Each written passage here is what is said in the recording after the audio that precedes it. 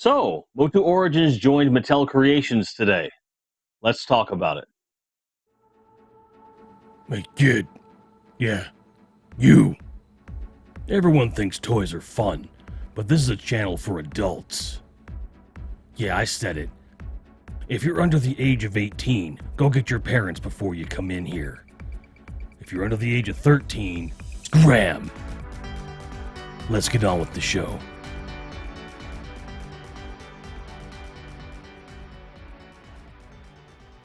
Those of you that watched my video over the weekend on the MOTU Origins reveals specific to PowerCon, you're going to know how I feel about the initial information that Mattel Creations was putting out some stuff. But I'm going to recap for those of you that may not have seen that video. Obviously, it might be worth going back to watch that video so you have context, but I'll do my best to summarize succinctly. On Saturday during Mattel's PowerCon presentation, they announced several items going to be going up for sale on Mattel Creations today, September 13th at 9 a.m. Pacific time. Some of these included some PowerCon exclusives as well as some newer items.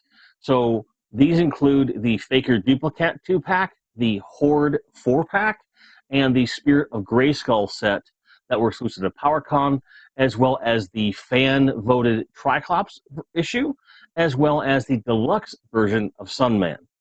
All of these went live at the same time on the same site with less than 48 hours notice to the consumer. With these newer exclusive items, including Triclops and Sunman, the lack of notice doesn't seem so bad, although I still would have preferred something a bit longer. On top of that, my concern also had to do with the fact that people had just gone to PowerCon or had tried to order from PowerCon.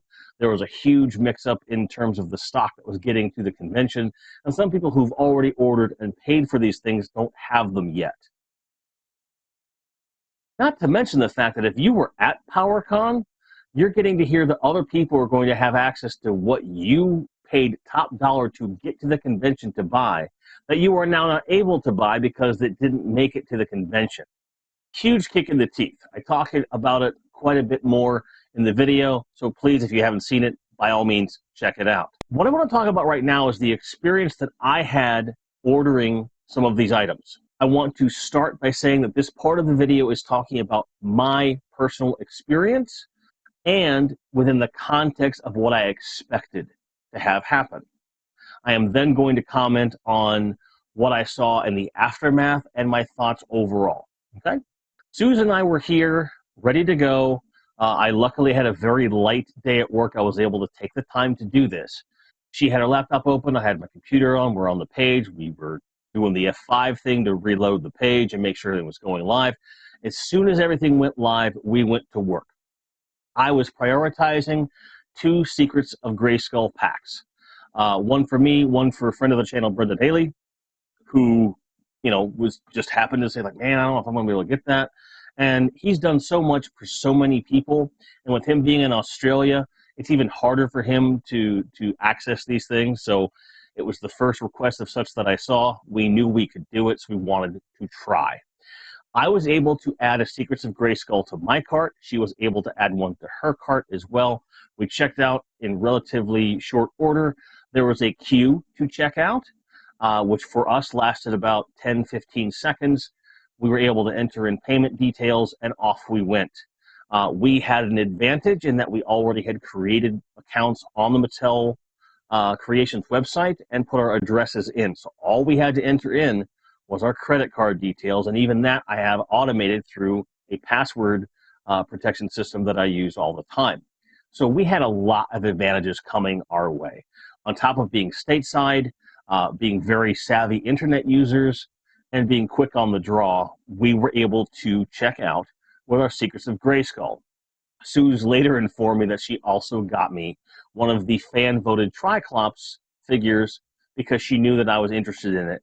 And she wasn't going to tell me, but we were under the impression in the moment that Triclops might be available for order for a while because it's not such an exclusive thing in as much as it wasn't like the PowerCon limited run thing. We were thinking, well, it may be available tomorrow. So she told me just so I knew that I wouldn't buy one. Well, by this point, it was about 8 minutes past the hour, and the last holdout of things that were not yet sold out was Triclops, and by then he was gone. Sunman went really quick, apparently. The Faker Duplicate went out really quickly from what I can see. And, of course, the Grayscale stuff went pretty quick, too. Now, in the context of what I expected it to happen, I expected the site to crash, for things not to load, not to be able to add something to the cart, or when I got it added to the cart, when I went to checkout, I expected it to already say sold out. I expected not to get anything. In our experience, we were able to get what we ordered and get out the door. We were the lucky ones. Later today, I went on Twitter just to kind of do a few searches, get a feel for what other people's reactions were to it, and my heart sank, and I got a pit in my stomach. I was ill because I was seeing a sprinkling of people being able to get what they wanted, but just a buttload of people not getting anything at all. People that were putting things in carts, but by the time they actually put in credit card information and paid, being told it was sold out, which kind of defeats the purpose of having a queue in the first place. Granted, in my context, just the fact that I didn't see any reports of the site itself crashing or not being able to load the page, I will say, to their credit, that's good. We were all thinking, oh, the site's going to crash and no one's going to get anything. That's not how it went down. What ended up happening was a lot of people got in, but only so many people got stuff. And that's a have and have-nots situation that I do not like being on the end that I'm on. I'm happy to get what I'm getting. But the idea that there even had to be this rush-in situation was really, really disheartening to begin with. Just knowing we had to be, like, ready for battle and go in and do this thing is really ridiculous. On top of that, when you couple it with the very, frankly, callous short notice of this, if there's somebody who really wanted everything in here, it's almost a $300 investment to get everything that was available. And the way the site navigation works, getting them all in your cart probably wasn't the easiest prospect in the world. So you're asking people to shell out lots of extra money in little to no lead time, and on top of that, not have quantities sufficient enough to meet demand. Now, I don't know if the other items that are not PowerCon exclusive might go back up for a second round. As a matter of fact, right after we finished our purchase, we noticed that the timer on the website had reset to an hour, giving me the impression that they were going to do a second round in an hour, which I thought was brilliant. Well, about 15 minutes before the timer was over, the timer just disappeared and everything showed as sold out. Whether that was intentional in as much as the timer was a mistake, or if they meant to have a second round but could not meet demand, I do not know. I really don't know what the intent was. All I know is what I saw. If Mattel comes around and does another round of these other items like Sunman and Triclops, the things that were not meant to be these PowerCon exclusives, which, to be fair, have to be a limited run, and I understand that. I think it would be a great move. Honestly, they should take all the stuff, everything that was on order, and make another round of orders with the idea that their expected ship date might be a month or two later to allay production. Because at the end of the day, if you're going to do things in this way, there's no reason, especially when we're talking about a pre-order situation where I am paying you up front. This isn't a situation where I gave you the credit card and you're going to charge me when it ships. They took the money right away. So if you're taking my money, there is no reason, no excuse not to take orders until, whatever. And then you just change the ship date for those, whatever. So if you want to do a limited run and do multiple rounds of it, and then say each successive run will ship later and later, cool. For all of the whining and crying that you hear from toy manufacturers about not being able to make sure that they're getting to market, when you go with direct selling, The only thing that you're limited by is the time it takes to create and ship something. Okay? Because when there's people that want it and they're paying you upfront in advance, which means there is no cost to you, you're getting your cost and your profit in one sitting. You should be allowing people to order it as many times as necessary, and then you meet the demand with a supply. If that supply takes longer in the current context and the way the market works, most of us would understand on some level. But there are people that went through the Matty Collector days that are saying this is just like Matty Collector. It's sold. For some people, they're saying it sold out in seconds. Some people said it took minutes. Everyone's experience seemed to be a little different. And there's not a lot of consistency there. And I certainly can't account for people who maybe weren't doing things the same way that I was doing it. Maybe their internet connection is different. I don't know. All I know for sure is that there is zero excuse not to meet the demand of your customers when you are selling essentially factory direct.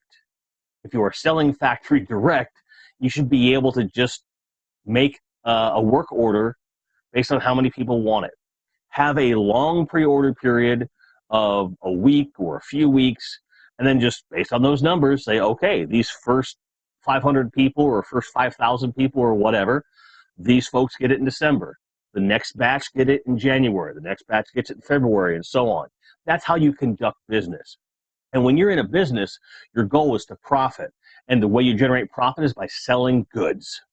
And to simply just arbitrarily say, well, we don't have any more, when they haven't even been manufactured yet, you are full of, and pardon my French, shit. You are full of shit, Mattel.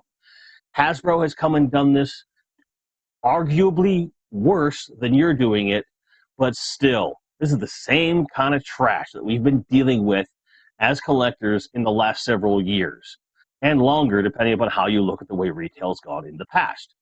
There's no reason not to learn from your mistakes. It's not like you can't see social media and people just really desperately wanting these things. It's not a question of people saying I couldn't afford it. It's not a question of people saying that, I don't want it.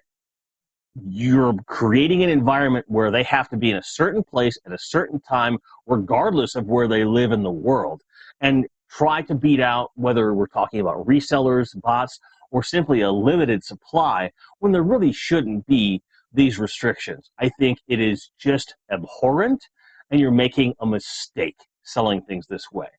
I do appreciate the opportunity to get these things, but it could have been handled a lot better. And when you're talking about these PowerCon exclusives, they shouldn't have been exclusive in the first place for any reason. There's nothing you can tell me that justifies a convention exclusive item under any circumstances. It's a horrible practice and it needs to stop. And if we're not declaring something as exclusive, then there's no reason for you to limit the quantities that you will print as long as people are willing to pay for the product. And while I'm on the subject of price, the prices for all of these things, with one exception, were extremely reasonable. The fan-voted Triclops, $17. Secrets of Grayskull, $30. The Duplicat Faker 2-pack, $60. For its unique nature, no problem. And it makes sense. It's all in line. The holdout for me was the Horde 4-pack. And that was $150. That's just shy of $40 US per figure. And that's a lot to ask for a figure from the get-go. I mean, if you want to mark up maybe 10% on what these figures would normally cost, because these aren't supposed to be deluxe figures from what I understand. So your retail price is $15, 10%, like $1.50, even round it up to $20, okay? So $20 per figure times 4 is $80, which is right around, just above, half that $150 price point. So unless the box will open up the figures and polish them and maybe, shine my shoes too, I don't see what I'm paying for at that level, which is why I just did not even try to bother. If I had the extra 150, I probably would have made a try for it just because I want them, but I don't want them $150 want them. I don't understand that price point. It's the one outlier that just does not compute for me whatsoever other than it's a cash grab. Okay. That said, the rest of the items that were on order, very reasonable pricing. The shipping was inexpensive relative to what it was, and I don't have a single bad thing to say about it outside of the Horde 4-pack pricing. Everything else was great, and I think that if they were to continue selling direct, the price points that they're calling out are perfectly fine. There's nothing wrong with that. And at those price points, if you're telling me that you're making a profit that way, which it sounds like they are, clearly, then just keep printing them. These things would print money for you. You wouldn't be such a tightwad about it and stop using words like exclusive. If you want to call it exclusive to Mattel Creations, fine. And give it an exclusive window of time that does not depend upon the time zone that you're in and your accessibility to U.S. markets and things of that nature. You are making it too hard to get your product. And the one time someone puts your hands on the steering wheel, you careen off a cliff and the car exploded. I realize it's your first time doing this for MOTU, but you've had Mattel Creations up for a while, and I've heard tell of similar BS with that. So ultimately, you have had the time to learn these lessons, and now that you're dealing with the MOTU collector community in this way, you need to step up and do it right, or you're going to find a lot of egg on your face before too long. For those of you that are not Mattel, may all of your grinds be merry, may your card backs never be wrinkled, and I hope that you're able to get anything that you're looking for at any given time. We'll see you on the next one. Cheers.